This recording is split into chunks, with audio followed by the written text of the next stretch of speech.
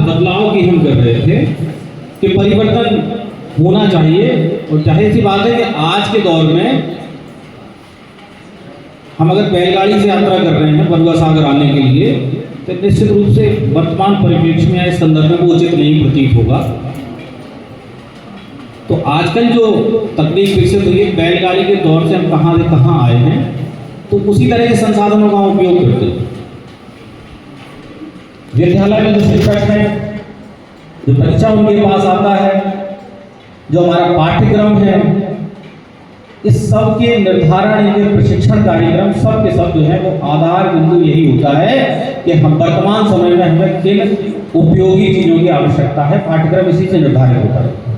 और हम लोग अपनी शिक्षण विधियों को, अपने प्रशिक्षण कार्यक्रमों को उसी के अनुसार संचालित करते हैं। यहाँ जो छोटा सा इतिहास जो हम बात करेंगे कि शिक्षा में बदलाव हुआ, यहाँ कुछ टेक्स्ट गड़बड़ हुआ है। ये तकनीक की अपने आप में एक आप नकारात्मक बिंदु देख सकते हैं कि हर जगह हमें बड़े सावधानी पूर्वक इस तकनीक का प्रयोग करना होगा। सब जानते हैं कि पहले की शिक्षा पद्धति किस तरह से चली, फिर धीरे धीरे शिक्षक केंद्र से होकर के वर्तमान समय में वो सीधे सीधे किसके केंद्रित हो गई है, बाल केंद्र। यानी हम दूसरे रूप में गए, हमारा भगवान जो है बच्चा है। अगर आप बच्चे को केंद्र बिंदु मान के चलेंगे तो शायद सारी जो तस्वीर है आपके सामने वो एकदम स्पष्ट हो जाएगी। चाहे वो पाठ्यक्रम का निर्धारण हो, शिक्षण विधियों का निर्धारण हो, शिक्षकों की योग्यताएं हों, और जितनी भी कार्यशालाएं हों, परीक्षाएं हों, वो सब के सब बच्चे को ध्यान में रख के बार बार की जाती हैं कि क्या परिवर्तन हो सकता है। Thank you sir.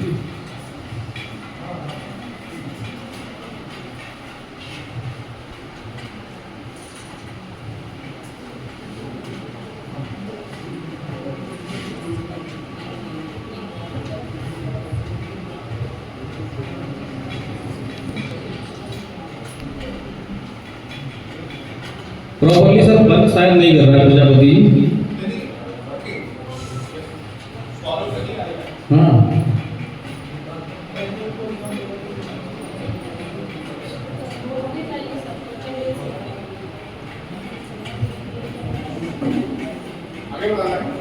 हाँ नेक्स्ट। ये बात छोटी सी है, बट अगर अपने हम अनुभव, जाहिर सी बात है इसका कोई इंजेक्शन, दवाई, टैबलेट, बोतल कहीं नहीं मिल सकती, ना तो बच्चे के संदर्भ में, ना हमारे संदर्भ में, ना दुनिया के किसी इंसान के संदर्भ में। वो नीचे वाला शब्द जो है, ये हमने जो भी आज तक कार्य किए हैं उसका कारण वो नीचे लिखा शब्द है, स्वप्रेरणा। स्वप्रेरणा जो शब्द है वो अपने आप में आपका सोर्स ऑफ एनर्जी बन जाता है। इससे होता क्या है? इससे होता है विद्यालय के 6 घंटे आपको जान नहीं पड़ते, क्योंकि सब जानते हैं कि मन वाला काम अगर आप करने लगे तो दिन पूरा कैसे निकल जाएगा कि शायद आप कभी महसूस ही नहीं कर पाएंगे। स्वप्रेरित होकर के हम प्रयास जो करते हैं, स्वप्न देखना, सोते हुए भी देखते हैं और जागते हुए भी हम लोग अपने विजन बनाते हैं कि हमें ये वाला उद्देश्य और इसको पूरा करना है। जब अपना एक लक्ष्य निर्धारित कर लेते हैं स्वप्रेरित होकर के, तो अपने आप योजनाएं बनना प्रारंभ हो जाती हैं। उन योजना के बीच में ब्रजेश जी ने बहुत अच्छी बात की थी कि जो शोध कार्य होता है, आप यकीन मानिए हमेशा अपेक्षित परिणाम नहीं देता। तो प्रयास तो है, लेकिन उसके साथ एक धैर्य भी है। और वो अनुभव वास्तव में, जैसे रिसर्च में जो काम किया था, मैंने भी बता रहे थे, तो हमने भी लास्ट के एक्सटेंशन में ही अपनी शोध कार्य को पूरा कर पाए थे, क्योंकि पोस्टें किताबें हो गई थी, तो यहाँ थोड़ा आने जाने में दिक्कत की वजह से वो ब्रेक हो गया। तो कई मौके ऐसे आए कि जो हम सोच रहे थे, जो चाह रहे थे, वो उद्देश्य पूरा नहीं हुआ। अगर हम यहाँ एक व्यक्ति के कहानी जोड़े जिसके नाम से आप बहुत परिचित हैं, थॉमस अल्वा एडिसन के नाम से।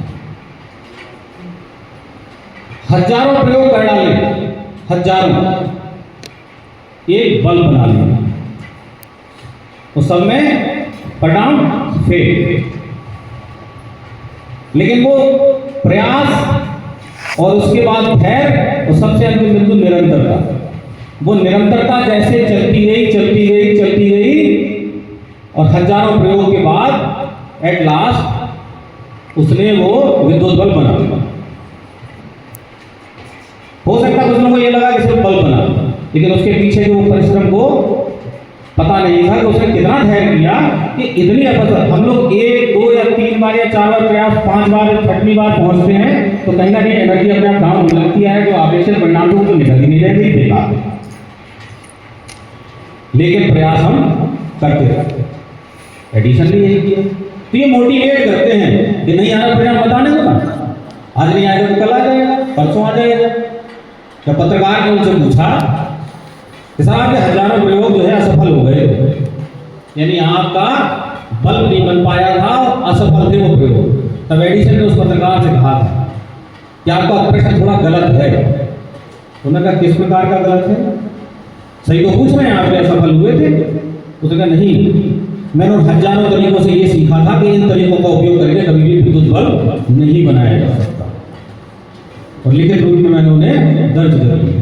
तब जाके मुझे एक बेहतर तरीका मिला जिससे विद्युत बल्ब बन सकता है।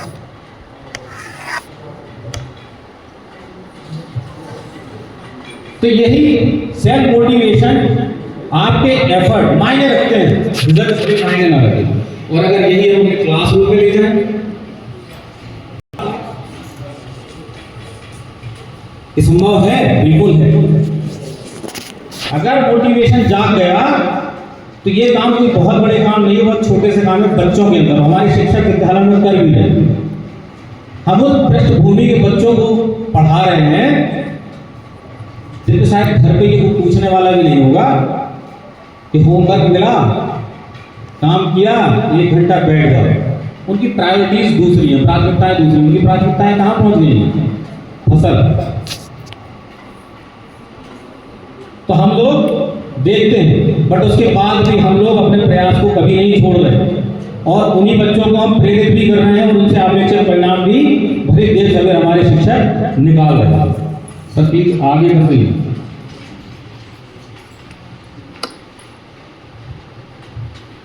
बड़े आसान से नियम है स्वप्रेरणा होने। अच्छा, एक बहुत बड़ी बात और ये स्वप्रेरणा जो है ये एक ऐसी चीज है, ऐसी पूंजी है, नो कॉस्ट। सब जानते हैं, ना तो मार्केट में मिल सकती है, ना इसे कोई खरीद सकता है। ये तो अपने आप स्वतः जागृत होती है। ये शक्ति है अपनी, ईश्वर ने हमें दे रखी है।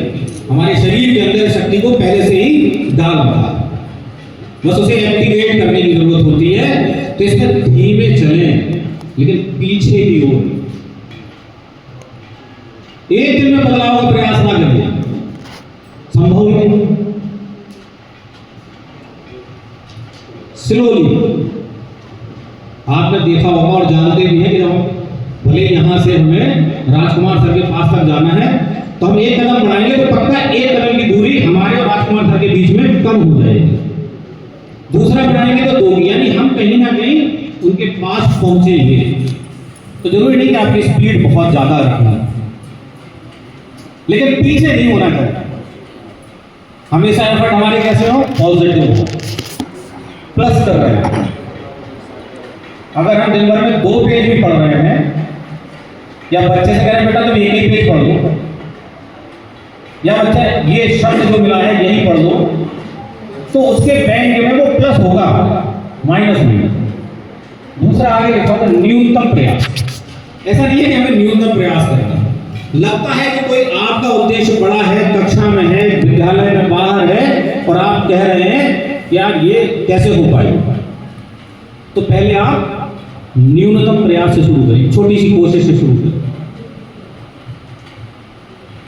उस छोटी कोशिश को धीरे धीरे आप बढ़ाते चलिए।